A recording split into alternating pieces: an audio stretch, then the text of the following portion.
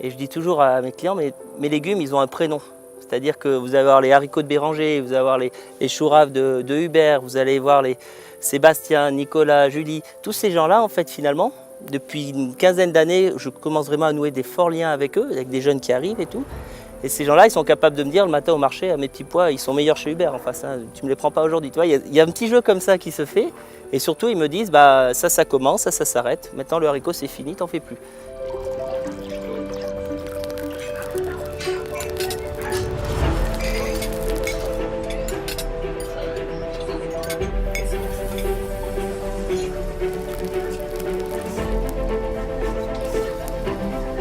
Ce monde-là agricole est très fragile.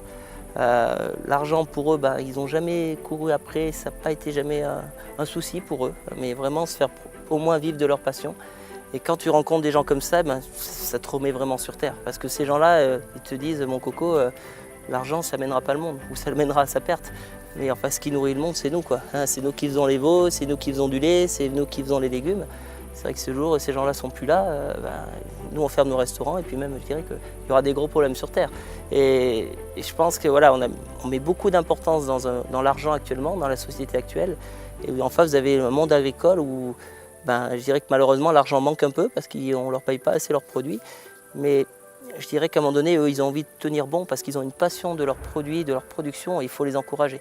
Et là, notre rôle à nous, en dehors du rôle financier, c'est de les mettre en avant dans nos cartes, hein, les veaux du Mont-du-Velay en ce moment, des choses comme ça. Mettre en avant les artisans, comme le boucher qui nous prépare bien la viande aussi. Et quand on mettait en avant toute cette filière, parce qu'on a un rôle médiatisé là-dessus, je pense déjà vous avez joué un rôle, à mon avis. Je vois beaucoup de jeunes qui arrivent qui ne sont pas du tout issus du milieu agricole, qui ont compris que faire du bio ou faire du bon en tout cas, ça prend 2 fois plus de temps. Ça demande beaucoup plus d'heures. Et par contre, l'argent est en 3e ou 4e volet. Eux, ce qui est important, c'est bien vivre leur aventure en famille, parce que la famille est vraiment le noyau dur important de ces maraîchers. Et je pense que nous, le rôle de chef, justement, c'est de mettre en avant ces productions bio, pour mettre en avant ces maraîchers qui font la démarche, qui n'est pas facile, de passer en bio, en disant oui, il faut qu'on vous encourage. On va arrêter d'acheter des produits bio de l'autre côté de l'Europe, on va acheter vos produits bio. Et si tu n'es pas bio, on va prendre chez toi parce que c'est bon. Et vraiment les consommer local, alors c'est un mot que tout le monde maîtrise maintenant, mais il ne faut pas que ce soit que des mots, il faut vraiment le mettre en application dans nos restaurants. Malheureusement, les producteurs en difficulté, on en croise un petit peu beaucoup en ce moment. J'ai un producteur notamment qui lance des projets assez futuristes et un jour je lui ai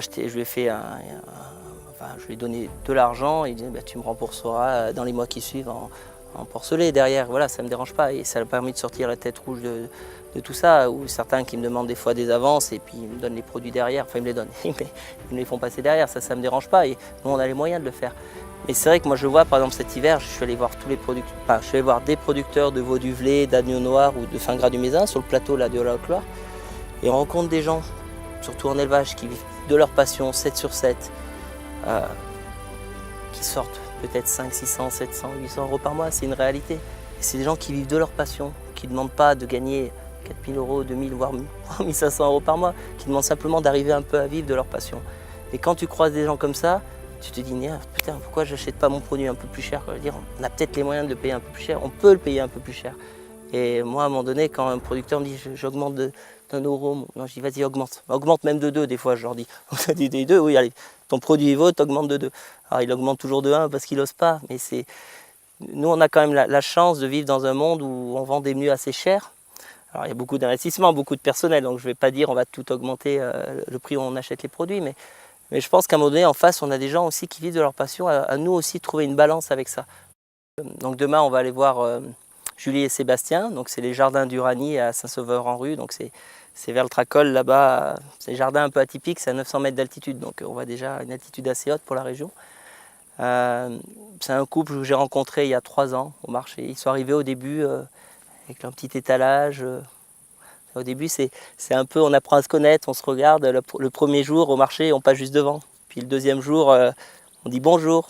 Et puis le troisième marché, ah, vous êtes à Saint-Sauveur? Je suis pas loin, je suis à Saint-Bonnet. Puis le 4e jour, on achète un petit... C'est un peu comme le petit prince et le renard. C'est vrai qu'on apprend à s'apprivoiser. Et c'est des gens que j'ai appris à connaître, qui sont vraiment, pour eux, pour le coup, issus du monde citadin. Ils n'ont jamais eu de parents agriculteurs. Ils viennent de la plaine de Firminy. Et un jour, ils ont eu le désir en couple de monter leur ferme et de faire des légumes bio. Saint-Sauveur-en-Rue, donc sur les hauteurs. Et c'est des gens que j'apprécie beaucoup parce qu'ils sont dans le goût des légumes. Et c'est ça que j'apprécie chez eux, c'est en dehors du bio, leurs légumes ils ont un goût incroyable. Et c'est vrai que j'en parlais avec un ami, un légume d'altitude, quand il prend le temps de pousser, a plus de goût entre guillemets qu'un légume qui pousse trop vite. C'est un peu comme tout finalement. Et ces gens-là ont une terre très riche, très basaltique. Les légumes prennent le temps de pousser. Ils ont aussi des bonnes semences sélectionnées en amont, parce que ça c'est important, on en parle aussi, mais des légumes non hybridés, ça change aussi le goût des légumes. Et quand tu rencontres des gens comme ça, tu dis, rien que tu sens les carottes, tu prends les carottes comme ça, tu les mets au bout du nez, tu sens la terre, le goût qu'elle a, tu dis, t'as même pas besoin de goûter la carotte, tu sais qu'elle est bonne. Mais ils arrivent quand même, je pense, à bien s'en sortir, parce que je pense, en tout cas j'espère qu'ils vivent heureux de tout ça. Et ça se ressent dans leur façon d'être, ils sont heureux que je leur prenne des légumes. J'essaie de pas trop en prendre parce que les gens m'engueulent un peu sur le marché quand j'en prends trop. Mais ils sont contents qu'on les valorise par leur production. Et c'est marrant parce que par exemple ils ont fini un champ, ils ferment, ils mettent un gros cochon mangalitza dedans, le cochon il retourne le terrain, et hop, une fois que le cochon est retourné, il replante derrière. Donc c'est vraiment, c'est une démarche qui est assez incroyable. Pour moi c'est l'avenir en tout cas de l'agriculture en France. Mais nous on n'est pas des super cuisiniers, alors on ne se rend pas bien compte de ce qu'ils deviennent nos légumes. Mais là il est pas très haut, mais là il est plus joli. Ouais, c'est super bon, c'est sucré ça. Sucré? Ah ouais. T'en as goûté un mûr ou un... Bah même, un petit côté sucré. Bon. Et tu vois là ils sont plus mûrs. Ah ouais. C'est du sarrasin, c'est... Alors c'est bizarre parce que c'est une céréale, ça mûrit vraiment pas tout en même temps. Bah de toute façon oui, et puis il faut voir sur le long terme, sinon après derrière nous il n'y aura rien. Enfin, les anciens, tout ce qu'on a aujourd'hui, c'est parce que ça a été fait à un moment donné. Ces murs là, il y a quelqu'un un jour qui les a montés, les vieux arbres qu'on voit là, ils ont été entretenus, ils sont là quoi. Donc si on plante pas d'arbres, si on n'entretient pas les murs, si on ne crée pas quelque chose, en fait il y a tout qui se perd. Quoi. Il n'y a rien de plus beau que laisser une empreinte aussi. Hein. Aussi ouais. Alors deuxième qu'on va aller voir, c'est Yves. Voilà, Yves qui fait du fromage de brebis juste à côté. Alors la brebis, on peut se dire, c'est Pays Basque, c'est tout ça. Mais c'est vrai que l'Ardèche, notamment, et cette partie-là de la Loire aussi, il y a beaucoup de fromage de chèvre, notamment. Donc l'Auvergne est beaucoup imprégnée par les vaches, bien évidemment. Mais ce côté-là, en tout cas de Massif Central, c'est plus sec. Donc on fait beaucoup de chèvre ici également et de la brebis depuis quelques années. Et en fait, il fait une tome de brebis qui est tout simplement tombée par terre, quoi. Elle est jaune, elle est nacrée, elle est crémeuse, elle a un goût. Ça vient de sa cave. Hein. Enfin, du lait des brebis, mais aussi il a une cave qui est fabuleuse. Pour la goûter, je suis tombé amoureux de son fromage.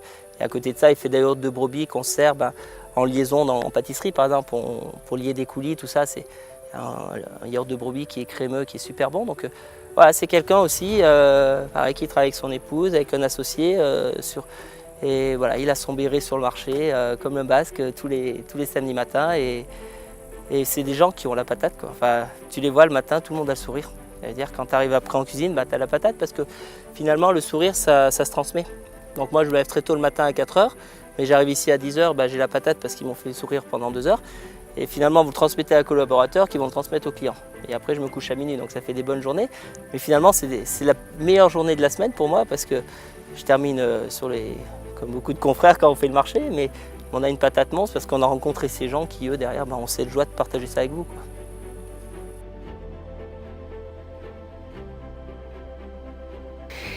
Mes parents avaient des vaches laitières. En 2010, entre autres pour pouvoir passer en bio, on a viré les vaches laitières. Mais ça a été un drame familial, ouais. Mais vraiment. Après, on était trois jeunes, on était motivés contre 2 parents, entre guillemets, on a tenu.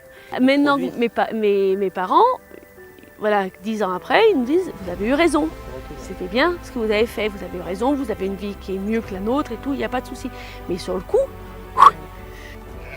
Donc voilà tout le troupeau. Voilà. Alors les troupeaux de la cône ici et le troupeau à l'étang là-bas. On a un petit troupeau de brebis à viande. Les brebis à viande sont plus sauvages et elles se mettent plus à part. C'est rigolo, hein, ça fait... Demander la viande... Ouais, coopérative. Ah, coopérative, ouais, d'accord. On est quand même sur un marché qui est porteur, très clairement. Ah, la brebis. Lait de brebis, les gens se détournent de plus en plus de lait de vache. Je ne sais pas s'ils ont raison ou tort, enfin voilà, qu'importe. Le fait quand on a été labellisé en bio, on a eu une clientèle, on a gardé l'ancienne clientèle et on a eu une clientèle supplémentaire. D'accord. Ah ouais. Voilà. Les brebis aiment bien.